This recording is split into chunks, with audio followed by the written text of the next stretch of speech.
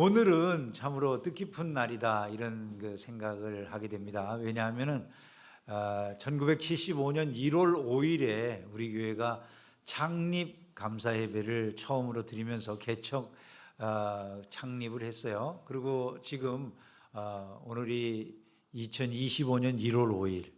그래서 오늘이 우리 교회가 딱 50년이 되는 그런 날입니다. 어떻게 또 흥미롭게 50주년이 되는 그런 해에 주일을 맞았네요. 지금까지 우리 교회와 함께 하시고 우리에게 은혜를 베풀어 주신 하나님 앞에 크게 박수로 한번 영광을 올리겠습니다. 할렐루야.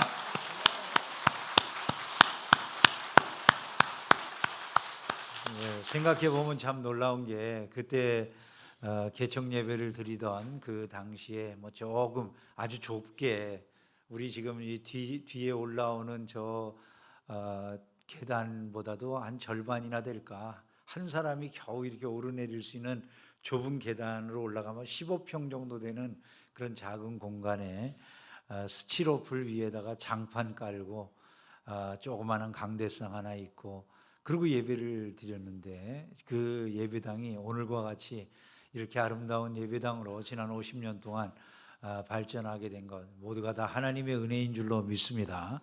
우리는 날마다 하나님의 은혜 가운데 살아가고 있다, 이런 사실을 잊으면 안 되리라고 생각이 됩니다. 저는 금년 이제 첫 주일을 맞이하면서 첫 주일에 어떤 말씀을 좀 나눠야 될까 생각하다가, 요즘 우리나라가 굉장히 혼돈하지 않습니까? 그죠? 새해를 맞았는데도 뭐 혼돈한 상황은 지속되고 있고, 이 나라가 어디로 가야 될지, 미래는 어떨지 모든 것이 불확실해 보이기만 하는 그런 그 상황을 우리가 지금 접하고 있거든요. 그래서 제가 이 시대에 필요한 게 무엇인가 그냥 기도하면서 하나님의 갑절의 영감이 우리 시대에 필요하다, 이런 생각이 들기에 오늘 말씀 제목을 잡았습니다. 지금은 갑절의 영감을 구할 때입니다, 이런 제목을 잡았어요. 엘리사 선지자는 자기 선생 엘리야 선지자가 승천할 때 승천하기 위해서, 하나님의 부름을 받기 위해서 이제 계속해서 길을 갈 때 계속 자기 스승을 따라갑니다. 스승이 너 여기 머물러라 그래도 안 머무르고 마지막까지 스승을 따라가요. 요단강에 이르러서 엘리야 선지자가, 스승인 엘리야 선지자가 자기 겉옷을 벗어가지고 이렇게 강을 치니까 막 강이 촉촉 갈라지는데 그 가운데로 막 걸어 들어갑니다. 이게 마지막 순간이구나라는 것을 알고 따라 들어가는 그 엘리사에게 엘리야 선지자가 마지막으로 질문을 하는 거예요. 내가 너에게 뭘 해주면 좋겠냐? 그렇게 물어봤을 때 그 엘리사 선지자가 자기 스승에게 한 말입니다. 선생님에게 있는 그 영감이 갑절이나 나에게 있기를 원합니다, 이렇게 말을 해요. 근데 이 영감이라고 하는 이 말은요, 하얀 수염이 난 영감님이 아닙니다. 영감이라고 하는 말은 영이라고 하는 얘기예요. 원래는 그 히브리 말로는 루아흐라고 되어 있는데 바람이라는 뜻도 있고 영이라는 뜻도 있고, 우리가 보통 번역할 때는 성령이라고 번역하는 그것이 바로 루아흐라고 하는 건데, 그 루아흐가 제게 선생님에게 있던 것보다 갑절이나 있기를 원합니다, 이렇게 이제 강구를 해요. 엘리사는 알았던 거예요. 자기 선생님이 위대한 일을 하면서 살았어요. 그 선생님이 자기 백성들에게 자기 백성의 병과 마병이라고 불리우던 분이에요. 그 선생님이 있었기 때문에 그 나라가 안전했다라고 하는 사실을 엘리사는 알고 있어요. 그런데 이제 그 선생님이, 이스라엘의 간성의 역할을 하던 그 선생님이 승천할 그 시점에 엘리사는 가슴이 무너지는 거죠. 이제 이 나라는 어찌하면 좋겠나. 이스라엘을 지키던 산성과 같은 그런 존재가 지금 승천하는 이 마지막 상황에서 이 나라는 미래가 어떻게 될 것인가 하는 그 두려움이 있는데, 그때에 내가 너에게 무엇을 해주면 좋겠느냐라고 하는 그 질문에 자기에게 있어야 될 게 뭐라는 걸 그는 확실하게 알고 있었다는 거예요. 자기 선생이 그토록 위대한 일을 했던 거는 자기 선생의 개인적인 능력이나 힘 때문이 아니더라는 것이죠. 그와 함께한 하나님의 영이 그를 그렇게 능력 있게 한 것이다라는 사실을 알았고, 선생님에게 역사했던 그 성령이 자기에게 갑절로 역사해 주신다면 이 모든 것을 넉넉히 이기고 내가 선생님의 뒤를 이어서 얼마든지 일을 할 수 있지 않겠느냐, 이런 생각을 했다는 거예요. 그래서 결국 그가 바로 그것을 구한 것이죠. 갑절의 영감을 달라고. 그 말은 이런 얘기하고 똑같아요. 하나님의 영으로 나를 충만하게 해 주십시오. 내가 하나님의 영에 사로잡혀 살게 해 주십시오. 내가 하나님의 생명으로 충만한 사람이 되게 해 주십시오. 하나님과 더불어 호흡할 수 있는 사람이 되게 해 주십시오. 이런 요청인 거예요. 그에게 엘리야 선지자가 이제 승천하면서 자기의 겉옷을 남겨주었어요. 자, 엘리사에게 어떤 일이 벌어집니까? 갑절의 역사, 성령의 그 갑절의 능력이 임한 다음에 어떤 일들을 그가 하냐면 놀라운 변화를 일으키는 거예요. 먼저 그가 요단강을 가르는 일을 하는 것을 볼 수가 있어요. 엘리야의 하나님은 어디 계십니까? 하면서 자기도 이제 자기 선생님이 남겨준 그 겉옷을 가지고 요단강을 쳤더니 요단강이 쫙쫙 갈라지는 거예요. 장애물을 넘는 힘이 나에게도 주어졌구나 라고 하는 사실을 알았을 거고, 엘리사가 어떻게 하는가 하는 것을 강둑에서 지켜보던 나머지 모든 선지 생도들에게는 새로운 지도자가 나타났구나 라고 하는 것을 알려주는 그런 아주 강력한 표식이 되었을 테죠.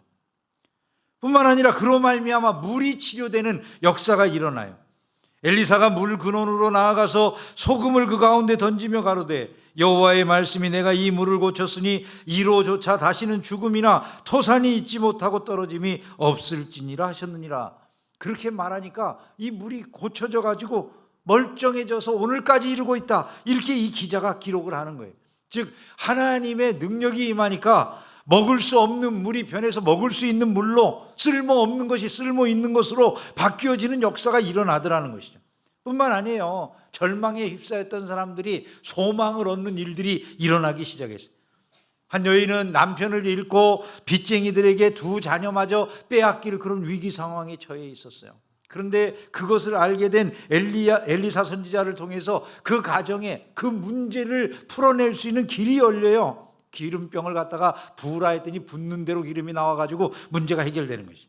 소망 없는 이제 나병 환자인 나아만이 이제 엘리사 선지자를 찾아왔다가 나음을 얻는 기적이 일어납니다. 남에게 빌려온 도끼를 잃어버렸던 이제 선지생도가 도끼를 다시 되찾는 기적을 경험하고, 또 심지어 자기 자식이 죽어서 누워있는 가운데에서 수냄 여인은 그 자식을 되살아서 받게 되어지는 역사가 일어났다는 것이, 갑절의 영감의 사람이 등장하자 시대에 희망이 생기는 거고, 절망에 빠진 사람들에게 소망의 문이 열리게 되었다라는 사실을 우리가 알 수가 있는 것이죠.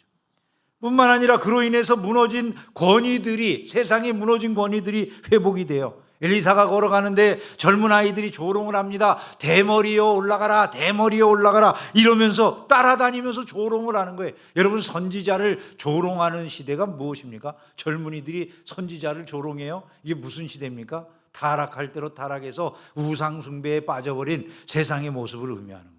그렇게 되어버린 그 세상 한가운데서 엘리사 선지자가 어떻게 행동합니까? 그들을 저주하니까 암콤이 나와가지고 그들을 다 찢어서 아이들이 죽는 일이 벌어졌어요. 아주 어린 아기들이 아니에요. 젊은이들, 사나운 젊은이들을 의미하는 거예요. 이런 이들이 선지자를 조롱하고 권위를 무시하던 중에 그들이 생명을 잃는 이런 역사가 벌어진 거죠. 우상 숭배와 타락으로 인해서 무너졌던 종교적 권위가 되살아나는 거예요. 그로 인해서 온 나라가 보호를 받았다, 이렇게 말씀해요. 아니, 그 이방인들이 이스라엘을 치러 나가 보니까 이스라엘에서 항상 자기네들이 오는 길을 미리 알고 다 방비를 하더라는 거예요. 이게 어찌된 일이냐? 왕이 우리 중에서 누가 내통하는 자가 있는 거 아니냐? 자기 신하들에게 물어보니까 아닙니다, 저 나라에 엘리사라고 하는 선지자가 있는데 그가 왕이 침상에서 하는 말도 다 알아가지고 자기 왕에게 가서 다 말해주기 때문에 우리가 가면 미리 다 방비가 되어 있어서 우리가 그 나라를 침범할 수가 없습니다, 이런 말을 하는 거예요.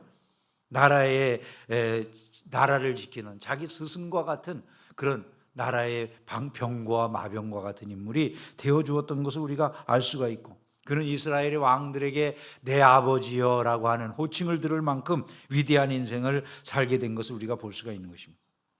저는 우리나라에 지금 이러한 사람들이 필요하다 그런 생각을 합니다. 우리 시대에 정말 필요한 것, 바로 이러한 갑절의 영감으로 충만한 사람들이라는 것입니다.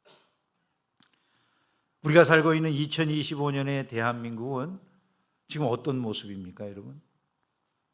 우리는 요단강처럼 우리의 앞을 가로막고 있는 아주 심각한 문제, 인간적인 방법으로 그냥 해결할 수 없는 것 같은 이런 문제들 앞에 서 있습니다. 우리 민족의 문제가 골물대로 골문 것처럼 보여지지 않습니까? 어떻게 해야 치유가 될까요, 여러분? 여러분에게는 방법이 있으신가요? 우리 신앙인들이 지금 이런 때에 무엇을 해야 되느냐를 생각을 해야 돼요. 여러분, 우리가 해야 될 일의 첫 번째는 이겁니다. 지금 이 시대에 우리가 해야 될 일이 첫 번째는 이겁니다. 여러분들이 사회에서 어떤 활동을 하든지 그거하고 상관없이 여러분이 하나님의 백성이라면요, 지금 해야 될 일의 첫 번째는 기도하는 것입니다. 왜 우리가 기도해야 됩니까? 성경은 참된 리더십이 다 하나님께로부터 나온다고 말씀하기 때문이에요. 로마서 13장 1절에 보면 각 사람은 위에 있는 권세들에게 복종하라. 권세는 하나님으로부터 나지 않음이 없나니, 이렇게 말씀했어요. 믿습니까, 여러분? 권세는 하나님께로부터 나지 않음이 없나니라고 말씀했어요. 그럼 우리가 정말로 바른 권세를 원한다면, 바른 리더십을 원한다면 지금 해야 될 첫 번째 일이 뭐겠습니까? 그것이 바로 기도인 것입니다. 디모데전서 2장에 말씀합니다. 모든 사람을 위하여 간구와 기도와 도고와 감사를 하되 임금들과 높은 지위에 있는 모든 사람을 위하여 하라. 네, 여러분들이 세상에서 여러 가지 나라를 염려하고 걱정하고 다양한 이야기들을 하실 수 있어요. 그러나 여러분, 나라를 위해서 단 한마디 기도를 해본 적도 없으면서 그저 이런 소리 저런 소리를 늘어놓는다고 해가지고 내 말이 맞지도 않거니와 이루어질 리도 없는 것입니다. 우리는 정말로 하나님이 세상의 모든 역사를 다스리시고 리더십을 세우는 분이시라고 믿는다면 하나님 앞에 기도해야 된다는 사실을 잊지 않기를 주님의 이름으로 축원합니다. 두 번째로 우리가 해야 될 일은 무엇인가 하면요, 하나님이 기뻐하실 지도자가 나타나기를 위해 기도해야 된다는 거예요. 우리가 기도하는데 그냥 지도자를 위해서 기도하는 게 내가 원하는 지도자가 아니라 하나님이 기뻐하시는 지도자의 출현을 위해서 기도해야 된다는 거예요. 우리는 어떤 정치적 입장에 의해 지지하는 지도자들은 지금 있어요. 근데 모두 함께 지지하는 리더십은 지금 안 보이잖아요. 이 문제를 어떻게 해결해야 되겠습니까? 모두가 지지할 수 있는 그런 지도자가 아닌 어느 한편의 지도자는 이제 누가 이기든지 한쪽은 상처를 입게 되죠. 지금 현재 상황이라고. 먼저 우리가 해야 될 일은 이겁니다. 우리가 좋아하는 개인적 지도자들을 우리 생각 속에서 버려야 돼요. 그럼 그냥 아무 지도력이 없다고요? 아닙니다. 하나님이 기뻐하실 지도자를 세워주실 것을 구해야 돼요. 내가 기뻐하는 지도자가 아니라 하나님이 기뻐하실 지도자를 세워주실 걸 기도해요. 그것이 성경에 잘 나타나 있어요. 이스라엘 백성들이 사사시대에 왕을 구합니다. 왕을 구하는데 그 왕을 구하는 것에 대해서 사무엘 선지자의 반응이 안 좋아요. 너희들의 태도가 옳지 못하다고 그래요. 근데 왜 옳지 못하다고 하는 거냐면 하나님은 원래 왕을 구하는 생각이 나면 왕을 세워주라고 하셨어요. 근데 왜 사무엘 선지자가 왕을 구할 때 그것이 선하지 못하다고 그들을 책망하느냐? 그것은 이 이유 때문에 그들이 바라보는 왕이 자기네들의 눈으로 바라볼 때 세상의 임금과 같은 왕이면 좋겠다 이런 생각을 했다는 거예요. 그 기준이 세상이라는 것이죠. 그래서 그들에게 왕을 세워주라 하면서 그들의 요구에 합당한 왕이 등장합니다. 그 왕이 바로 사울 임금이에요.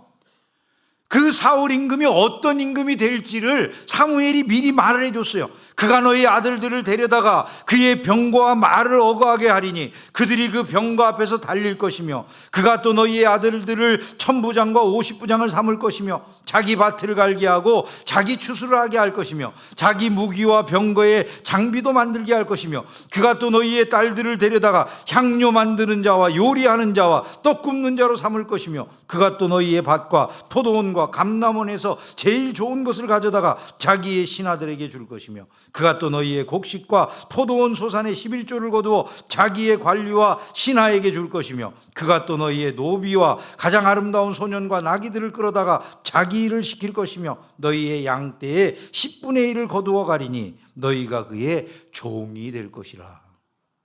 사울이 왕이 됐습니다. 딱 이런 왕이 됐습니다. 자기 백성을 종으로 삼는 왕이 됐습니다. 요즘 우리나라에서 구하는 리더십이 어떤 리더십인지를 곰곰이 생각을 해봐야 되겠죠.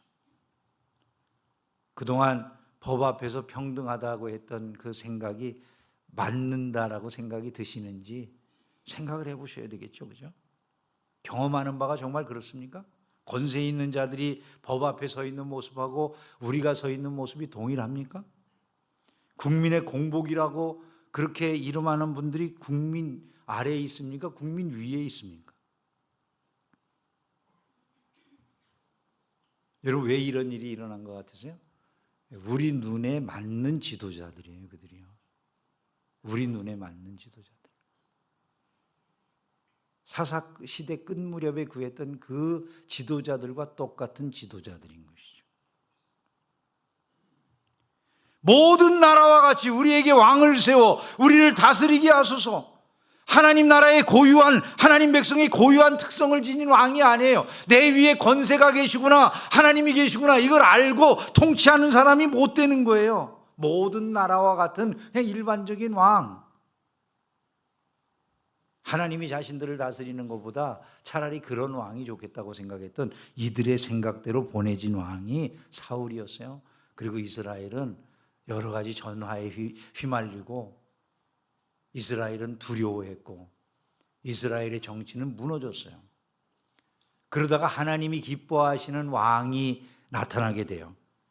여호와께서 그의 마음에 맞는 사람을 구하여 여호와께서 그를 그의 백성의 지도자로 삼으셨느니라. 사울을 폐하시고 새로운 왕을 하나님이 세우신다는 거죠. 사도행전 13장 22절에 보니까 그에 대해서 이렇게 말합니다. 내가 이새의 아들 다윗을 만나니 내 마음에 맞는 사람이라.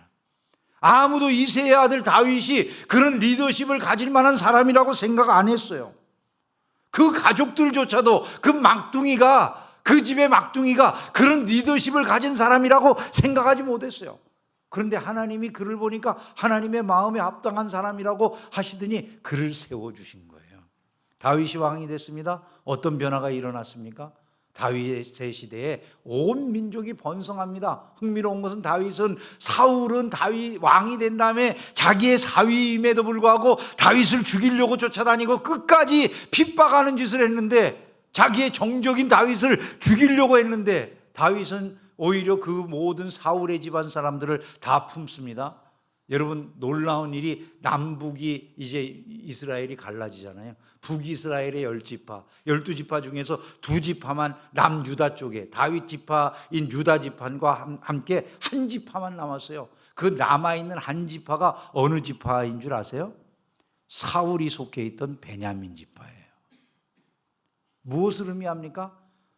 그렇게 다윗에게 정권을 빼앗긴 지파가 오히려 다윗이 얼마나 다른 사람인지를 알고 그 지파와 연합했다는 얘기잖아요.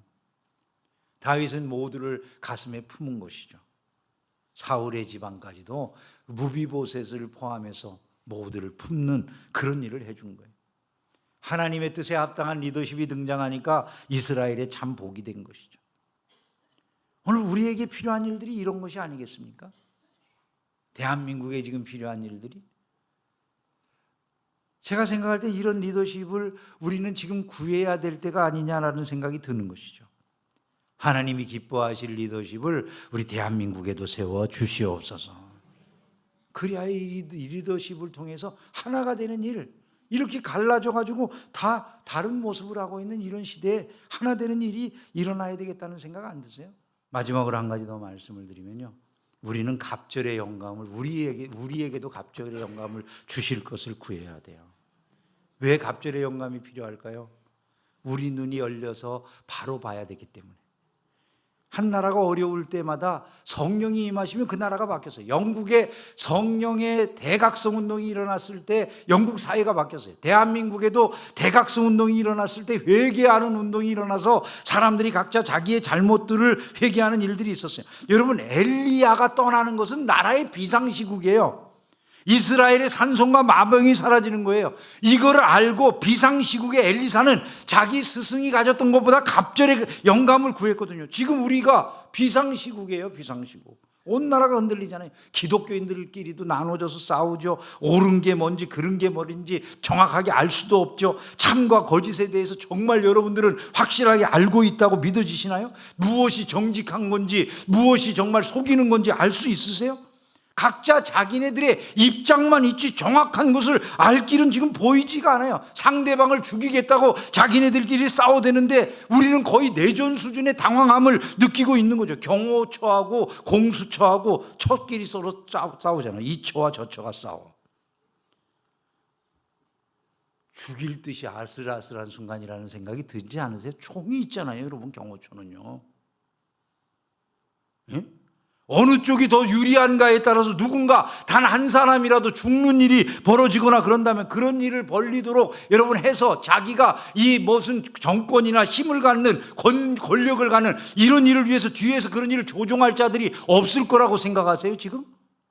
우리나라는 지금 그 정도로 위기 속에 처해 있다는 생각을 지금 해야 되는 것이죠.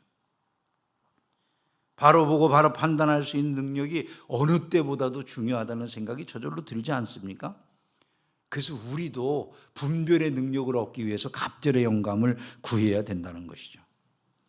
큰 회개운동이 일어나야 대한민국의 살 길이 열릴 줄로 믿습니다. 사회 변화와 개조가 일어나야 우리 민족의 미래가 있다고 믿습니다.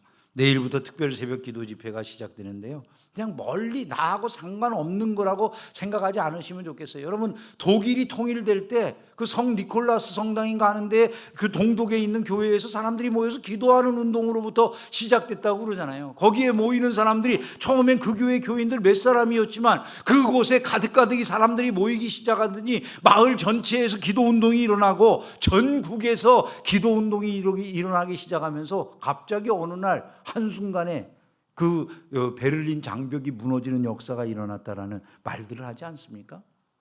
우리가 생각할 때 이런 리더십이 정말 모두를 통합시킬 리더십이 과연 나타날 수 있을까? 그건 불가능해라는 생각이 여러분 안에 드실 수 있어요. 하나님은 그 일을 하실 수 있는 줄로 믿습니다. 왜냐하면 다윗이 나타날 때 다윗이라는 인물이 오랜 세월 거쳐서 나타난 게 아니에요. 골리앗을 쳐 죽이면서 갑작스럽게 등장을 했죠. 하나님의 역사면 능히 이런 일이 일어날 수 있는 줄로 믿습니다. 하나님, 대한민국을 구하여 주시옵소서. 이 혼돈 상황이 속히 지나게 해 주시옵소서. 하나님이 기뻐하실 리더십이 세워지게 해 주시옵소서. 백성을 나누고 싸우게 하는 리더십이 아니라 다윗처럼 하나 되게 하고 평화롭게 하는 리더십이 세워지게 하여 주시옵소서. 다시 한번 대한민국이 세계를 놀라게 하고 하나님의 영광을 드러내는 민족으로 온 세계 제일의 민족이 되는 기회를 우리가 놓치지 않게 해 주시옵소서.